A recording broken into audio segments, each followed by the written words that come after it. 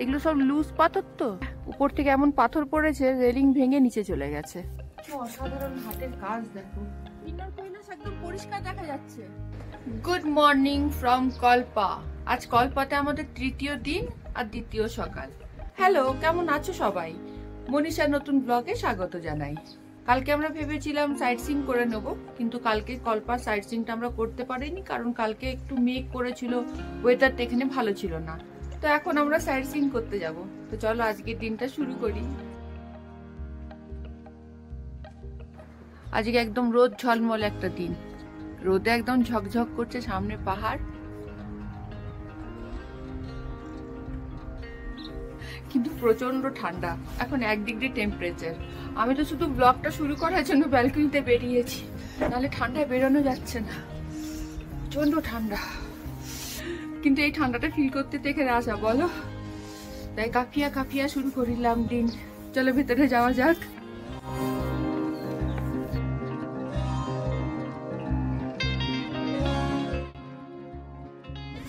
এখন সকাল 11:15 বাজে, 2 ডিগ্রি টেম্পারেচার।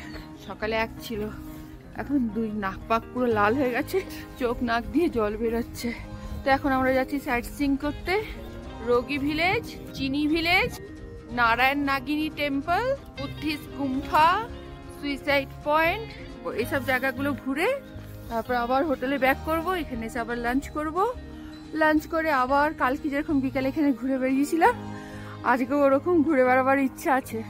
ওইটা তো দারুণ লেগেছে। যতই গাড়িতে করে করে আমরা ভিউ পয়েন্টগুলো ঘুরে ঘুরে দেখি না কেন, ওই যে গ্রামের মধ্যে দিয়ে পায়ে হেঁটে হেঁটে ঘোরার কিন্তু মজাই আলাদা। মানে পুরো শহরটাকে না ভালো করে দেখা যায়। আর গাড়িতে করে গিয়ে একটা ভিউ পয়েন্টে দাঁড়াচ্ছে গাড়ি, আর সেটা দেখে বাস একটু বুড়ি ছোঁয়া করে চলে আসছি। বুড়ি ছোঁয়া ছাড়া তো আর কিছু না, কতক্ষণ সময় আর গাড়ি দাঁড়িয়ে থাকবে।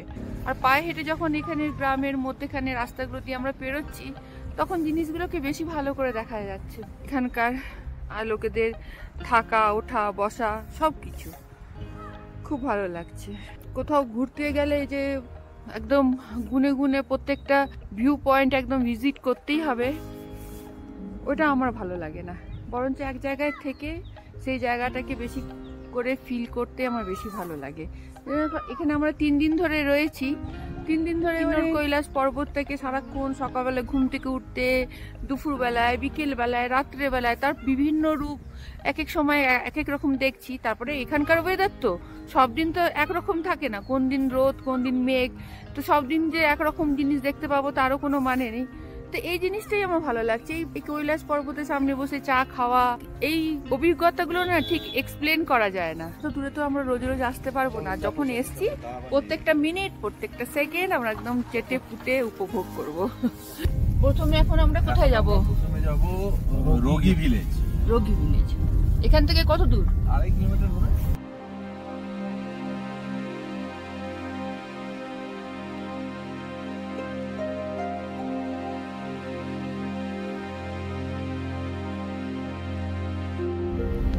दादा रोड है ना खतरनाक, कहीं से भी सुसाइड कर दो, सुसाइड पॉइंट बन जाएगा। आगे देखना, वहाँ जहाँ सुसाइड पॉइंट है ना, पहले वहाँ रीलिंग नहीं लगी थी, अब तो रीलिंग लगा दी है ना इन्होंने। ये ग्लेशियर है, देखो सामने व्यू।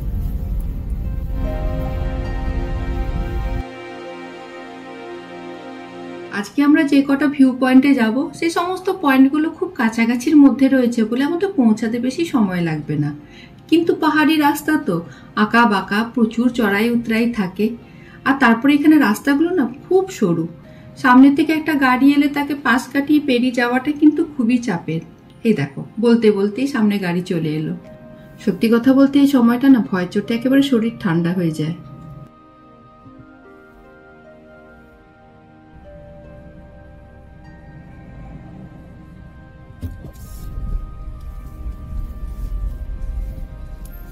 जान दो, आन दो, आन दो, हल्की हल्की आन दो। चलो चलो चलो चलो चलो चलो चलो चलो चलो बाजी, जान दो हल्की हल्की उस्ताद जी। রাস্তার এক পাশে পাহাড়ের উঁচু দেওয়াল, আরেক পাশে হলো ভয়ঙ্কর গভীর খাদ। গাড়ি একটু আগাবার পিছুবার জায়গা নেই। আর তারপরে বরফ পরে রাস্তাগুলো আগের থেকেই পেছল হয়ে আছে। আবার কিছু কিছু জায়গা তো রাস্তার ধারে রেলিংও নেই, তাই ভয় পাওয়াটা তো স্বাভাবিক। এইসব কারণেই সাথে লোকাল ড্রাইভার থাকলে সুবিধা। এরা তো এখানে নিয়মিত গাড়ি চালায়, তাই রাস্তার খুঁটিনাটি সব ভালো মতো জানে। এদিকে আমরাও পৌঁছে গেছি রোগী ভিলেজ। এই গ্রামটিতে রয়েছে প্রাচীন বিষ্ণু মন্দির। টুপি পরে নিলাম, খুব হাওয়া, পুরো বরফে ঢাকা রাস্তা। এই রাস্তাতে যেতে হবে এখন, পুরো বরফ, বরফে পুরো পা স্লিপ করছে।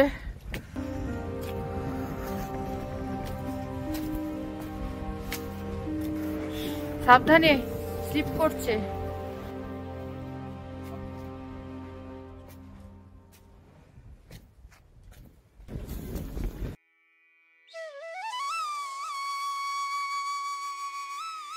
এখানে সারাক্ষণ কিন্তু মন্দির খোলা থাকে না। সকালবেলায় পুরোহিত মশাই এসে পুজো করে মন্দির বন্ধ করে দিয়ে চলে যান, আবার সন্ধ্যেবেলায় এসে সন্ধ্যে আরতি করেন। তবে মন্দিরের মেইন গেটটা কিন্তু সারাক্ষণ খোলা থাকে। ঠাকুর যে জায়গাটা থাকে সেই জায়গাটাই শুধু বন্ধ থাকে।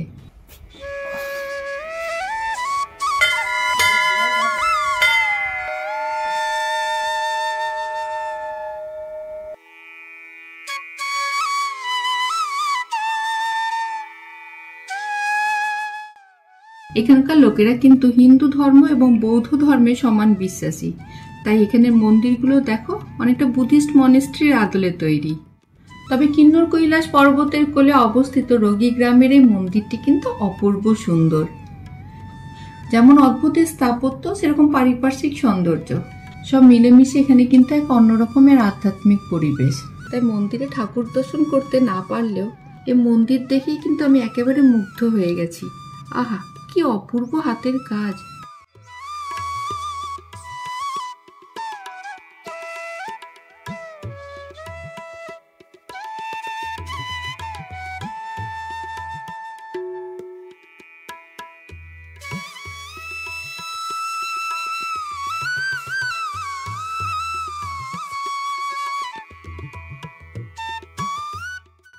অসাধারণ হাতের কাজ দেখো, কাঠের উপর নিখুঁতভাবে খোদাই করে কাজ করা আছে। এরকম হাতের কাজ করে মন্দির তৈরি করতে কত সময় লেগেছে মানে সেটা ভাবা যায়। অপূর্ব। আর ওপরে যে ঝুলছে যে ঝাড়নগুলো, সেগুলোও কাঠের তৈরি, নিখুঁতভাবে তৈরি। হাওয়ায় সুন্দর এক একটা ঝাড়ন এমনি করে যেরকম দোলে হাওয়ায় সেরকম দুলছে। এই যে এই ঝাড়নগুলোর কথা বলছি।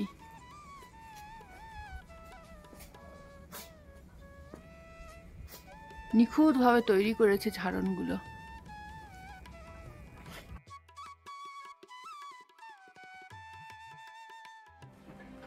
1 কিলোমিটার গেলে গ্লেশিয়ার দেখতে পাবো।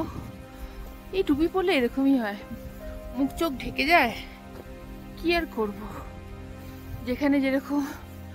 তো হ্যাঁ, 1/2 কিলোমিটার গেলে গ্লেশিয়ার 1 কিলোমিটার গেলে গ্লেশিয়ার দেখতে পাবো।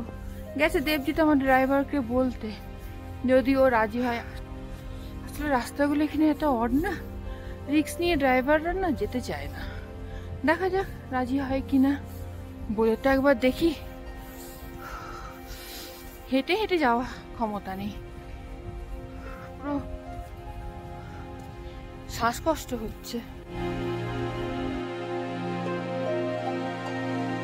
যাই হোক, আমাদের ড্রাইভার রাজি হলো না, বললো রাস্তা নাকি খুব অড। তো ঠিক আছে, আমাদেরও যাওয়া হলো না। যাকে অত তো রিস্ক নিয়ে যাওয়াটা উচিত না। আর জোর গলায় তো বলা যায় না যে চলো কিছু হবে না, বলা যায় না ওরকম। এখানে তো অন্তত বলা যায় না। अभी सुसाइड पॉइंट जाएंगे। ও पहले अभी सुसाइड पॉइंट जाएंगे। सुसाइड पॉइंट के बाद मॉनेस्ट्री आएगा, वही विलेज। সুইসাইড পয়েন্টের পর মনেস্ট্রি, গুম্ফা মনেস্ট্রি আসবে, সেটা দেখে তারপর আমরা যাব চিনি ভিলেজ। এখন আগে আমরা যাচ্ছি এখন সুইসাইড পয়েন্ট দেখতে।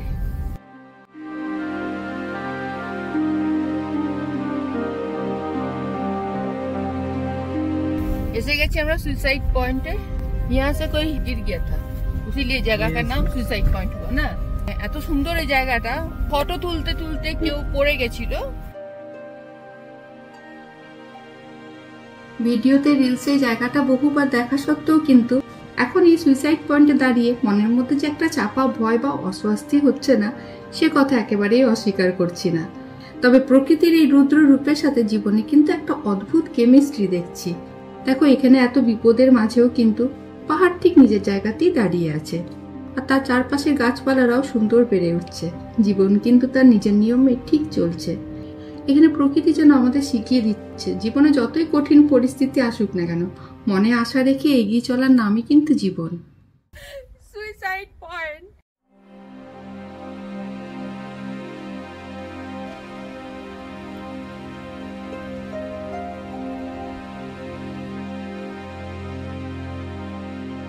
এই জায়গাটা ডেঞ্জার বলে এখানে রেলিং দিয়ে দেওয়া হয়েছে। আগে নাকি রেলিং ছিল না, রেলিং ছিল না বলে এখানে নাকি অনেক দুর্ঘটনা ঘটেছে। একদম নিচে, এটা সুইসাইড পয়েন্ট, একদম উপর থেকে নিচে চলে যাবে, এখানে পড়ে গেলে খুঁজে পাওয়া যাবে না। সেই জন্য এখানে এখন রেলিং দিয়ে দিয়েছে। এগুলো সব লুজ পাথর তো, তাই যে কোনো সময় উপর থেকে খসে পড়তে পারে, তাই এই জায়গাটা বেশিক্ষণ না দাঁড়ানোই ভালো। ওই দু একটা ফটো তুলে আমরা এখান থেকে চলে যাব। ওই আগে এখানটায় উপর থেকে এমন পাথর পড়েছে, রেলিং ভেঙে নিচে চলে গেছে।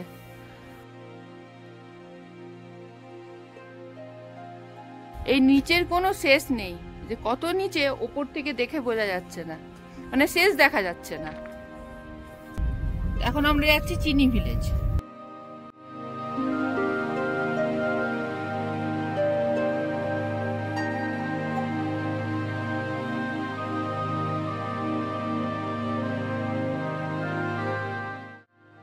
বাবা, পুরো বরফে ঢাকা।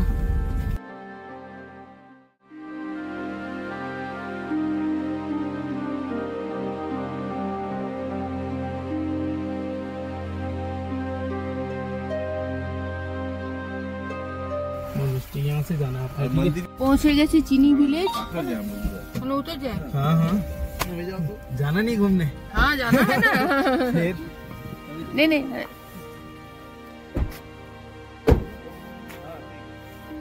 পৌঁছে গেছি চিনি ভিলেজ। চিনি ভিলেজ, ভিলেজ কি দেখবো, পুরো বরফে ঢাকা, তবে এটাই এর সৌন্দর্য।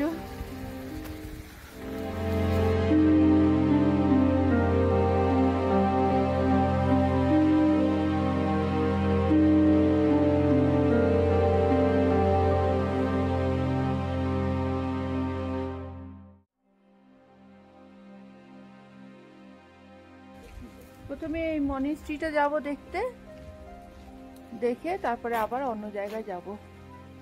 আসছে ক্যামেরায়, রোদে কিছু বোঝাও যাচ্ছে না। এই মনিস্ট্রিতে যাব। কই তুমি? চিনি ভিলেজ তার আমি চিনি না, যে আমাকে ছেড়ে ছেড়ে চলে যাচ্ছ। আইসো আইসো। इधर से जाने का है ना वो मॉन्सून रास्ता? अच्छा, ऊपर से पड़ेगा ना? ওদিক তো উপর থেকে।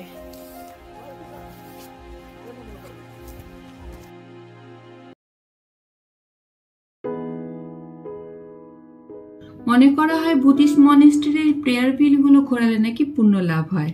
তবে এই ভিলগুলো ঘোরাবার কিন্তু একটা নিয়ম আছে। এগুলোকে ঘড়ির কাঁটার দিকে ঘোরাতে হয়, মানে ক্লকওয়াইজ। আমি একটু বেশি পুণ্য লাভের লোভে দেখো সবকটা হুইলই ঘুরিয়ে দিচ্ছি। আর এই হুইলগুলো ঘোরাতে ঘোরাতে না আমার দার্জিলিংয়ের কথা মনে পড়ে গেল। দার্জিলিংয়ে এই প্রেয়ার হুইলগুলো বিশাল বড় বড় সাইজের আছে, আর সেখানে গিয়েও কিন্তু আমি ঘুরিয়েছিলাম। তাতে আমি কতটা পুণ্য লাভ করেছি সেটা বলতে পারবো না, তবে হ্যাঁ, দার্জিলিংয়ে গিয়েও ঘুরিয়ে এসেছি।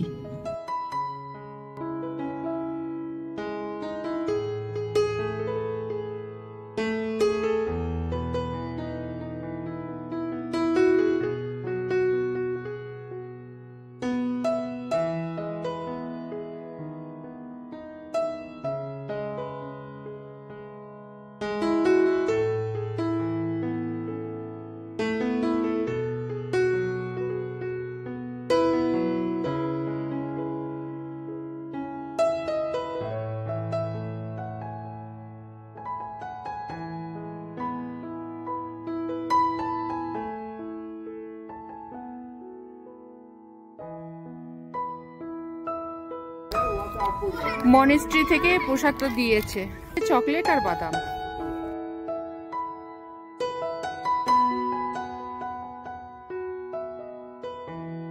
এরপর আমরা যাব নারায়ণ নাগিনী টেম্পল, সেটা দেখে নিলে চিনি ভিলেজ দেখা হয়ে যাবে। চিনি ভিলেজে এই কটা জিনিসই রয়েছে, একটা ছোট্ট ভিলেজ, আর পুরো ভিলেজটা খুব সুন্দর সাজানো গুছানো। এখানে এরা না খুব ব্রাইট কালার ইউজ করে, ঘরগুলো রং করেছে যেরকম লাল আর সবুজ রং দিয়ে, যার জন্য কি হয়েছে এখন চারপাশটা পুরো সাদা বরফে ভরে আছে, তো তার মধ্যে লাল আর সবুজ রংটা দেখতে খুব ভালো লাগছে। আমরা পুরো বরফ ডিঙিয়ে ডিঙিয়ে যাচ্ছি, বরফের উপর দিয়ে যাচ্ছি, পুরো পা ঠান্ডা হয়ে গেছে। এই ঘরগুলোর অবস্থা ভাবো, পুরো ছাদে এইভাবে বরফ, ঘরের ভিতরে মানুষ থাকে কি করে। আর এসে যাচ্ছে দেবজিৎ।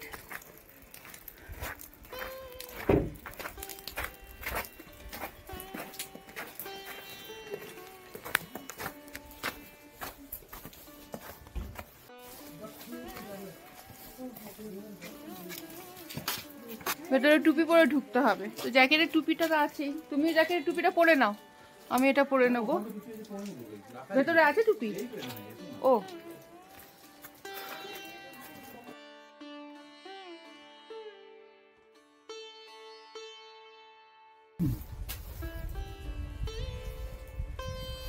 টুপি পরালো, সারাটা জীবন কিন্তু টুপি পরাবে।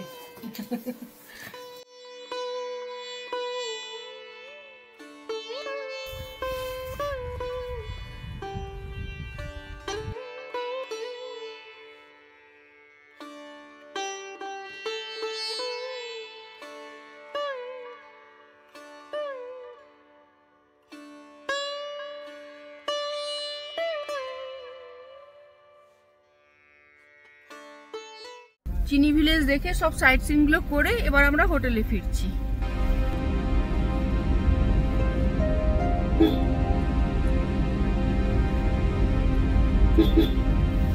চলে এসেছি আমরা হোটেলে, এখন বেলা 1:30 বাজে। এরপর আমরা লাঞ্চ করে নেব, যদি লাঞ্চ রেডি হয়ে যায় তাহলে লাঞ্চ করে নেব। আজকে আমরা ব্রেকফাস্ট করেছিলাম ম্যাগি দিয়ে, রোজ ওই পরোটা এইসব কত খাবো, তাই বললাম আজকে ম্যাগি করে দিতে। ম্যাগিটা বেশ ভালো বানিয়েছিল। যাচ্ছি লাঞ্চ করতে ডাইনিংয়ে, আমরা গেলে পরে খাবার সার্ভ করবে। এখানে খুব ঠান্ডা তো, তাই আগে দিলে খাবারগুলো সঙ্গে সঙ্গে ঠান্ডা জল হয়ে যাচ্ছে। আমরা বসার পর খাবার সার্ভ করবে, কিন্তু আমরা ডাইনিংয়ে বসে খাবো না, রোদে বসে খাবো। এরকম ভাগ্য তো আর আমাদের হয় না বলো, যখন পেয়েছি তো হাতছাড়া কেন করি। তাই দাদাকে বললাম, দাদা বলছে হ্যাঁ নিশ্চয়ই নিশ্চয়ই ব্যবস্থা করবো। এখন এটা আমাদের ডাইনিং টেবিল, এখানে হাওয়া দিলে কি হয়েছে, এখানে ঠান্ডাটা কম লাগবে। আজ রোদ উঠেছে বলে খুব কেচেছে এরা, খুব কাপড় কেচেছে। খাওয়া দাওয়ার পর কোথায় নিয়ে যাবেন? ওদিকটায়? ওদিকটায় কি আছে? হ্যাঁ হেঁটে ওই গ্রামগুলো দেখবো তো, ঠিক আছে একদম, হ্যাঁ একদম একদম, হ্যাঁ ঠিক ঠিক। আজ আমাদের লাঞ্চের মেনু ভাত, ডাল, ফুলকপির তরকারি, আলু ভাজা আর ফিশ কারি। হ্যাঁ আজ আমাদের একদম পিওর বেঙ্গলি লাঞ্চ। হ্যাঁ কালকেও বেঙ্গলি লাঞ্চ করেছি, মানে আজকে মাছে ভাতে বাঙালির লাঞ্চ।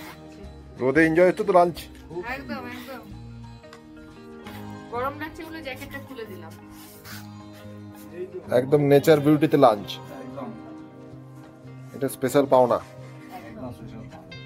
এটা আপনার জন্য, ওনার জন্য আমাদের অনেক কিছুই হয়েছে, সব সুন্দর করে ঘুরে দেখা।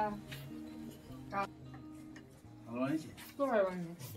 আমি তখন বলে খাওয়া দাওয়ার পর খুব ঠান্ডা লাগছে, ওদিকে রুম হিটার চালিয়ে কম্বলের তলায় ঢুকে পড়েছি।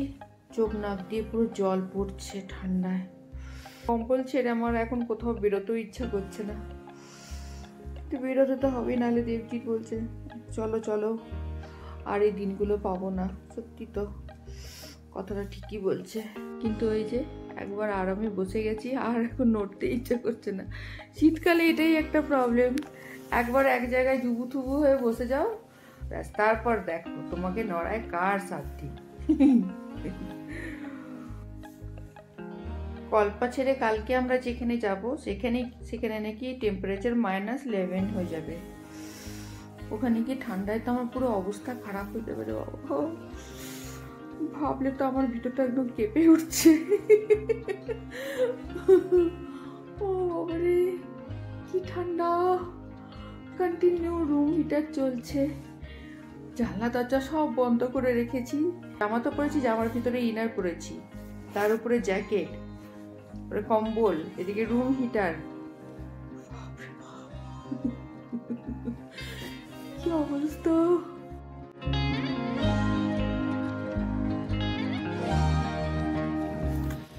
রোজকার মতো এখন আবার আমরা খাওয়া দাওয়ার পর এই চারপাশটা একটু ঘুরতে বেরিয়েছি। খাওয়া দাওয়ার পর একবার কম্বলের তলায় ঢুকে গেছিলাম, তো তখন আর কম্বল ছেড়ে বেরোতে ইচ্ছা করছিল না। কিন্তু ভাবলাম আজকের দিনটাই তো কলপাতে আমাদের শেষ দিন, তাই আর সময় নষ্ট না করে যাই ঘুরেই আসি। শুয়ে বসে তো ঘরে দিন কাটাই। এই যে বরফগুলো গলে এখানে জল পড়ছে, যতক্ষণ না একটু ধাক্কা কেউ দিচ্ছে ততক্ষণ মনে হচ্ছে না বেরোবো না। দেবজিৎ অনেকক্ষণ ধরে ধাক্কা দিয়ে দিয়ে ফাইনালি এখন বেরিয়েছি। যখন আমরা সাহারানে ছিলাম, পাহাড়টা দূর থেকে যখন দেখছিলাম, সাহারানের রুমের ব্যালকনি থেকে, হোটেলের রুমের ব্যালকনি থেকে দূর থেকে পাহাড়টা দেখছিলাম, দেখে তখনই আহা হু করছিলাম। এখন তো পাহাড় মনে হচ্ছে হাত বাড়ালেই একদম হাতের কাছে।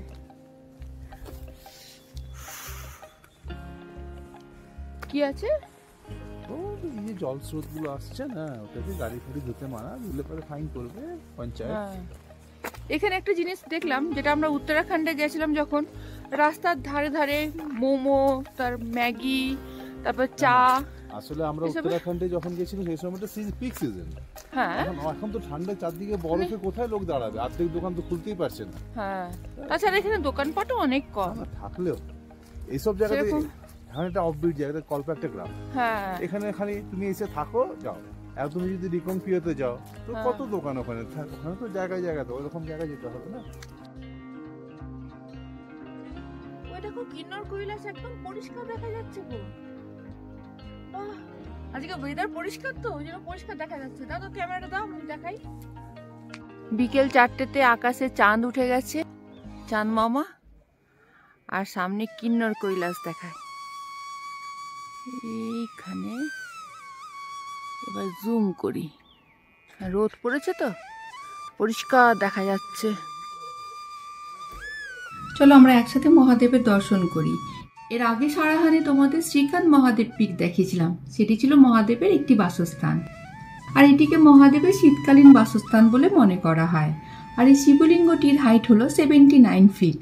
কিন্তু আশ্চর্যের ব্যাপার হলো, দিনের বিভিন্ন সময় হিসেবে কিন্তু শিবলিঙ্গটির রং পরিবর্তন হয়।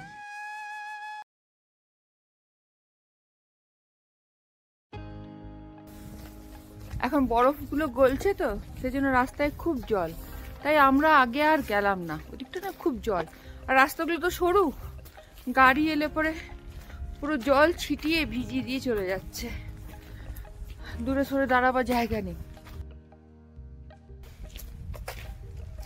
আপেল বাগান অনেক দেখিয়েছি তোমাদেরকে, আপেল বাগান তাও দেখাচ্ছি, তোমাদেরকে দেখাবো। আর ভবিষ্যতের ভিডিওটা তো আমিও দেখবো, তাই একটু বেশি বেশি করে দেখিয়ে রাখছি। আচ্ছা, এখানে দেখো বিকেলবেলাতে চাঁদ দেখা যায় না, দুপুর থেকেই চাঁদ দেখা যায়। এর আগে একদিন, কাল না পরশুদিন তখন 3টে বাজে, তখন দেখছি আকাশে চাঁদ, একদম মধ্য গগনে চাঁদ মামা। কালকে তো আমরা কল্পা ছেড়ে চলে যাব, তাই সারা জীবন মনে রাখার মতন একটা জায়গা থেকে ঘুরে যাচ্ছি। সত্যি জীবনও কোনোদিন এই জায়গাটা ভুলবো না, বলো, সারা জীবন মনে থাকবে। রোদ নেই, কত ঠান্ডা। হ্যাঁ, খুব ঠান্ডা। আমি তো জ্যাকেটে একটা হাত ভরেছি, আর একটা হাতে স্টিকটা ধরে আছি, তো হাতটা একদম অসাড় হয়ে গেছে। পৌঁছে গেছি আমরা হোটেলে, ওই যে সামনে সবুজটা, ওটা আমাদের হোটেল। পৌঁছে গেছি আমরা হোটেলে, এবার যাবো রুমে গিয়ে ফ্রেশ হয়ে আবার কম্বলের তলায় ঢুকে পড়বো। যখন ডিনার দেবে তখন আবার উঠে খেয়ে নেব। কালকে আমরা যাব রাকছাম, সেই জন্য অনেক সকাল সকাল ঘুম থেকে উঠতে হবে। তো রাত্রে তাড়াতাড়ি খাওয়া দাওয়া করে শুয়ে পড়বো, কারণ কালকে ওখানে পৌঁছে ওখানকার সাইট সিইংগুলো রয়েছে সেগুলো করব। তো রেস্ট নেবার কালকে আমরা সময় পাবো না। সানসেট হওয়ার আগে আমরা হোটেলে ফিরে গেছি। আর কল্পায় তো এটা আমাদের লাস্ট সানসেট। আমাদের হোটেল থেকে না চমৎকার সানসেট দেখা যায়, তাই সানসেট হওয়ার আগে তাড়াতাড়ি করে হোটেলে চলে এসেছি। এই নিয়ে কিন্নর কৈলাসে আমি তোমাদের 3টে সানসেট দেখালাম।